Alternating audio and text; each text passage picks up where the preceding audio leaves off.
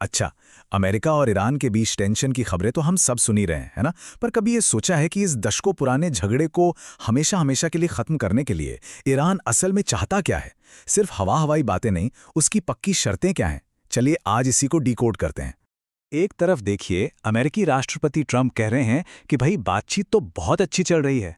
और फिर दूसरी तरफ से ईरान आता है और इन दावों को आप कह सकते हैं सिरे से खारिज कर देता है। कहता है ये तो सरासर झूठ है। यहां तक कि उनका कहना है कि ये सब बातें तो बस बाजारों पर असर डालने के लिए की जा रही हैं। तो भाई सच क्या है आखिर? तो ये जो दो अलग अलग कहानियां चल रही हैं, इनके बीच में असल बात क्या है? चलिए अब जरा गहराई में उतरते हैं। देखिए, ईरान ने अपनी कुछ एकदम साफ और पक्की शर्तें पूरी दुनिया के सामने रख दी हैं और वो ये भी कह चुके हैं कि इनके बिना कोई भी समझौता नहीं होने वाला। तो आइए देखते हैं क्या हैं ये शर्तें। तो चलिए सबसे पहले बात करते हैं पैसे की, मतलब ईरान की फाइनेंशियल डिमांड्स क्या हैं। देखिए, किसी भी लड़ाई का सबसे बड़ा असर तो इकोनॉमी पर ही पड़ता है और ईरान के लिए मामला सबसे ऊपर है। उसकी मांगें सीधे सीधे लड़ाई की आर्थिक कीमत से जुड़ी हैं और किसी भी बातचीत की टेबल पर ये सबसे पहले रखी जाएंगी। तो ईरान की आर्थिक मांगों में दो बहुत बड़ी चीजें हैं।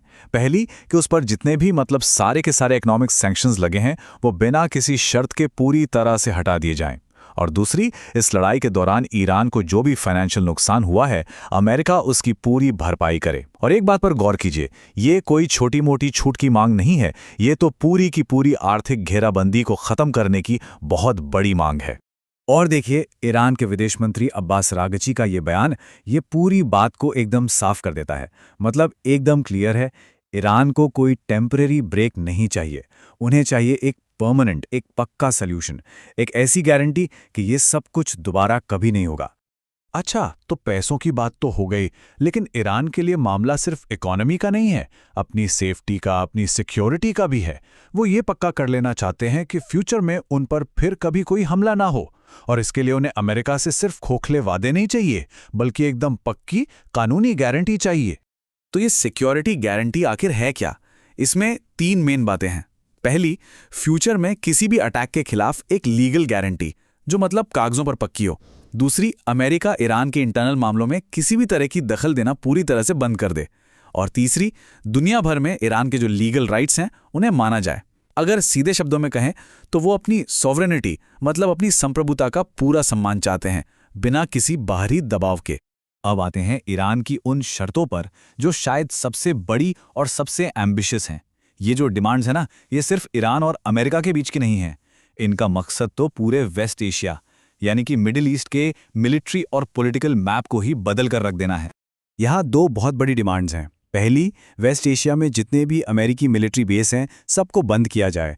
और दूसरी, स्ट्रेट ऑफ हॉर्मुज़, जो दुनिया के तेल के व्यापार का सबसे ज़रूरी रास्ता है, उसके लिए एक नया लीगल फ्रेमवर्क बनाया जाए। ज़रा सोचिए कि इसका असर क्या होगा। ये तो उस पूरे इलाके में पावर बैलेंस को पूरी तरह से बदल कर रख देगा और अमेरिकी प्रभाव को बिल्कुल जड़ से हिला देगा। तो सवाल ये उठता है कि ईरान इतनी बड़ी बड़ी मांगें रखी क्यों रहा है? क्या ये सिर्फ अपनी पावर दिखाने की कोशिश है? एक्सपर्ट्स का मानना है कि इन सभी शर्तों की जड़ में सिर्फ एक मकसद है, इंस्टीट्यूशनल सर्वाइवल। मतलब ईरान की जो मौजूदा सरकार है वो हर हाल में अपने आप को बचाए रखना चाहती है। ये मांगे सिर्फ एक लड़ाई खत्म करने के लिए नहीं है, बल्कि अपने शासन की लंबी उम्र और सेफ्टी पक्की करने के लिए हैं। तो फटाफट से एक बात समराइज करें तो ईरान की शर्तें तीन हिस्सों में हैं: इकोनॉमिक, सिक्योरिटी और रीजनल। एक तरफ सारे सैंक्शंस हटाओ और हर्जाना दो। दूसरी तरफ फ्यूचर में हमलों से प्रोटेक्शन की गारंटी और हमारी सॉवरेनिटी का सम्मान करो। और आखिर में पूरे वेस्ट एशिया से अपने मिलिट्री बेस हटाओ। कुल मिलाकर ये एक बहुत ही बड़ा और कॉम्प्लेक्स पैकेज है। तो देखिए, ईरान ने तो अपनी शर्तें टेबल पे रख दी हैं। ये एकदम साफ हैं, दूर की सोच रखने वाली हैं और सच कहें तो वॉशिंगटन के लिए इन्हें मानना लगभग नामुमकिन सा लगता है।